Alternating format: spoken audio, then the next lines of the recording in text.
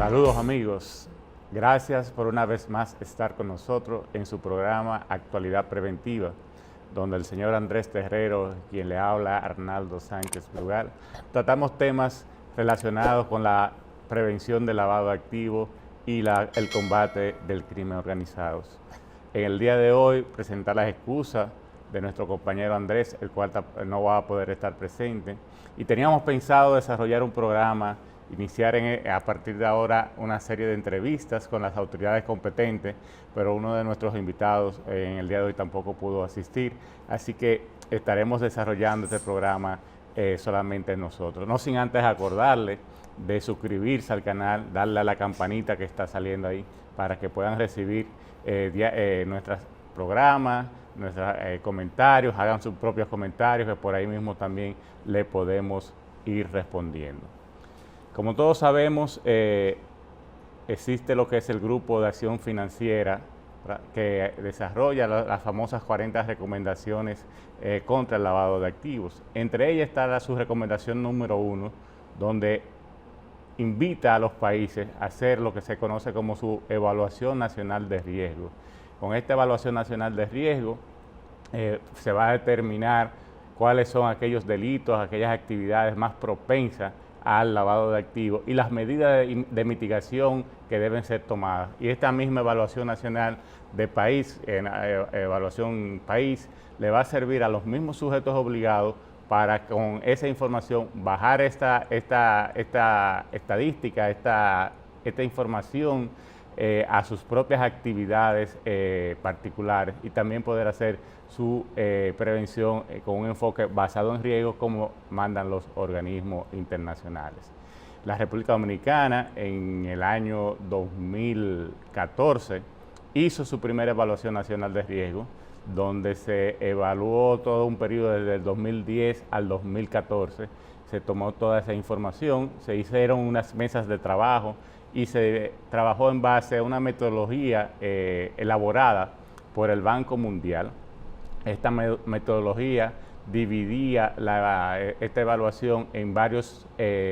módulos. El primer módulo, que era el de amenaza, un segundo módulo que era el de debilidades institucionales, un tercer módulo que tendría que ver con el sector bancario, un cuarto módulo con las debilidades del sector valores. El quinto módulo tenía que ver con el sector seguros, el sexto módulo tenía que ver con las otras instituciones financieras y un octavo módulo que tenía que ver con las actividades profesionales no financieras designadas y un último módulo referente al financiamiento del terrorismo. Cada uno de estos módulos fue trabajado por distintas instituciones. Por ejemplo, tenemos el módulo 1, que era el de amenaza, estuvo integrado por representantes del Ministerio Público, tuvo representantes, ¿verdad?, de la Unidad de Análisis Financiero, la Policía Nacional, el Ministerio de Defensa y la Dirección Nacional Control de Drogas, la Suprema Corte de Justicia, la Dirección de Aduanas, la Dirección General de Impuestos Internos. El de debilidad también estuvo integrado por estos mismos sectores, porque estos dos primeros módulos son vamos a decir, el corazón de toda la evaluación nacional de riesgo, porque los otros módulos alimentaban con su información el resultado de estos módulos. El módulo del sector bancario fue trabajado por representantes de la Superintendencia de Bancos, el Banco Central y representantes del sector financiero. El de valores, por la Superintendencia de Valores como autoridad competente, también los intermediarios de valores. Asimismo, el de seguro estuvo integrado por las compañías y asociaciones de seguro. En este módulo tuvimos la gran debilidad de que el regulador no fue parte del mismo, inició en el mismo, pero fue, como ocurre muchas veces en nuestros países, la falta de interés en ese momento de las autoridades conllevó a que la información solamente fuera capturada a través de los participantes del sector privado. Igualmente, el módulo de la APA-NFD fue trabajado, este módulo que es el de actividades y profesiones no financieras designadas, fue trabajada por representantes de cada uno de los sectores comerciales o actividades comerciales que se incluyen ahí, como por ejemplo sector de la construcción, el sector de los abogados, una serie de las inmobiliarias y con las informaciones que también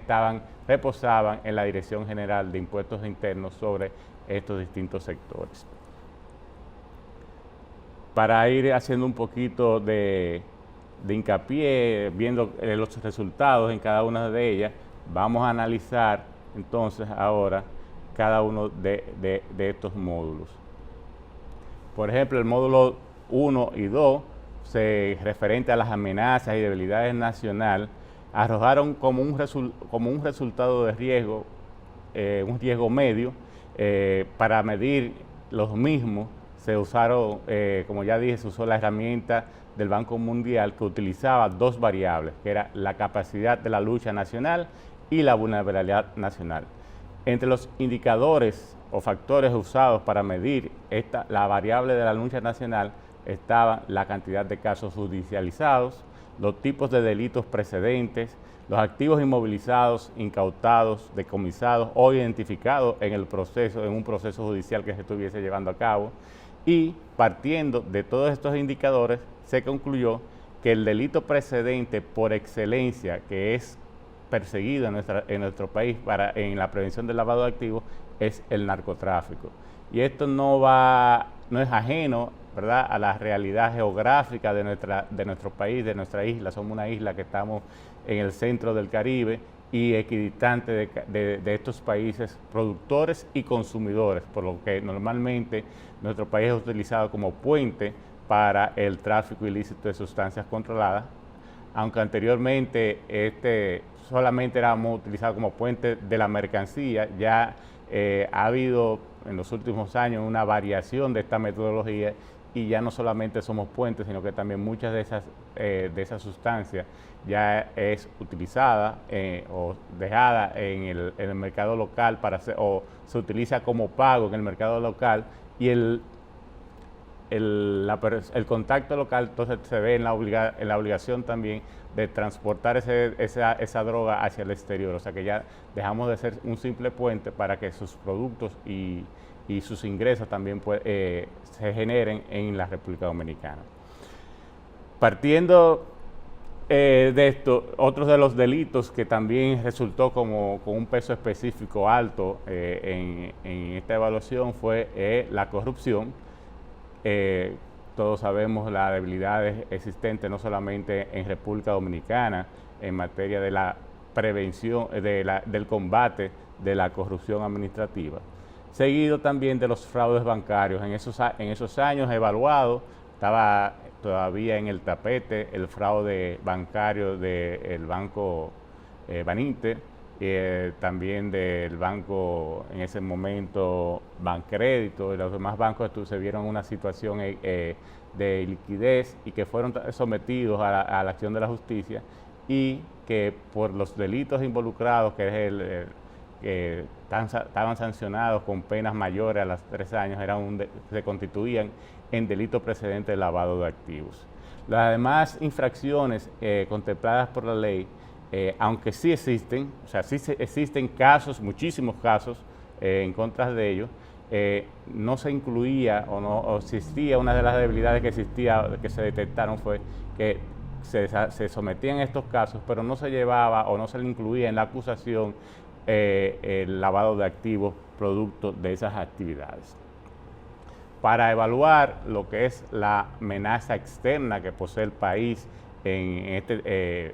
este tipo de delitos, se midió tomando en cuenta los productos financieros que estuviesen vinculados a extranjeros, tomando como base el año 2014. También se tomó en cuenta la cantidad de asistencias jurídicas o cooperaciones internacionales vinculadas al proceso de lavado de activos, el porcentaje de las remesas internacionales recibidas, ¿verdad?, comparadas con el Producto Interno Bruto del país en ese periodo de tiempo. Y otro indicador o factor tomado en cuenta en este renglón fueron las debilidades o carencias, ¿verdad?, que presentaba el marco legal en ese momento. Para determinar estas carencias, nos basamos, o el grupo que trabajó en esta evaluación, se basó en lo que eran comparar nuestra legislación con lo que son las 40 recomendaciones del Grupo de Acción Financiera. También se tomó en cuenta los resultados de la tercera ronda de evaluación mutua que había llevado a cabo en el año 2005 el Grupo de Acción Financiera del Caribe, y también se tomó en cuenta las mejores prácticas internacionales. Este análisis en el módulo de la lucha nacional contra el lavado de activos arrojó que un riesgo medio en el resultado, y se logró demostrar, ¿verdad?, la inexistencia de una serie de delitos que no estaban incluidos en nuestra legislación, como por ejemplo el delito tributario, el delito medioambiental, la violación a los derechos de propiedad intelectual, y lo que tradicionalmente se conoce, no la piratería, no de productos, sino la piratería tradicional que veíamos cuando los tiempos de Francis Drake en esa época. Eso,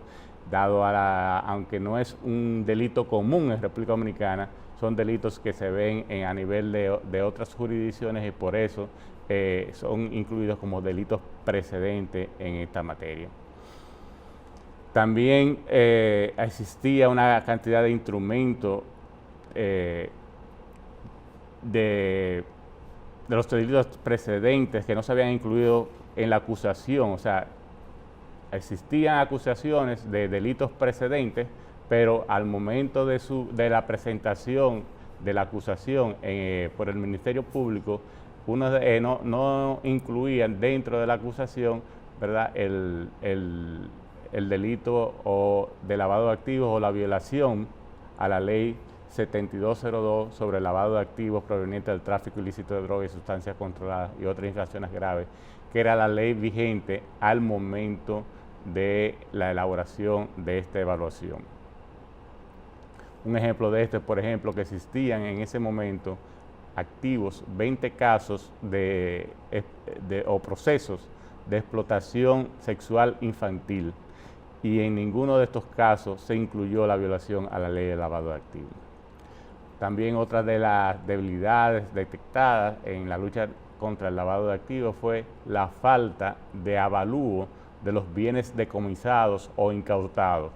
¿Y por qué esto es una debilidad? Bueno, porque si no sabemos el valor o el monto de los activos que han sido objeto de decomiso o de incautación, tampoco podemos determinar el nivel el peso económico que tiene el crimen organizado o el delito en la economía del país. Entonces, si no tenemos una idea de qué es lo que está siendo lavado, no podemos tampoco determinar qué tanto estamos como economía afectada por este delito.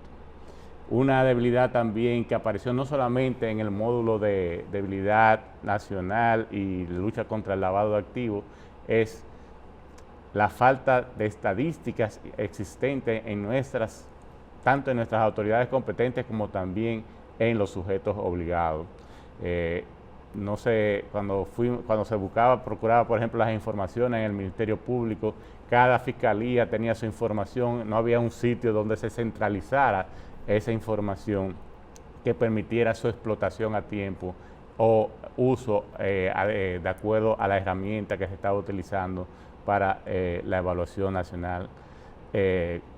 riesgo. Pero también pasaba en el sector privado. El sector privado no se caracteriza también por el uso de estadísticas que le pueden servir incluso de indicadores para la mejora de sus procesos, la mejora hasta de los productos que puede ofrecer y cómo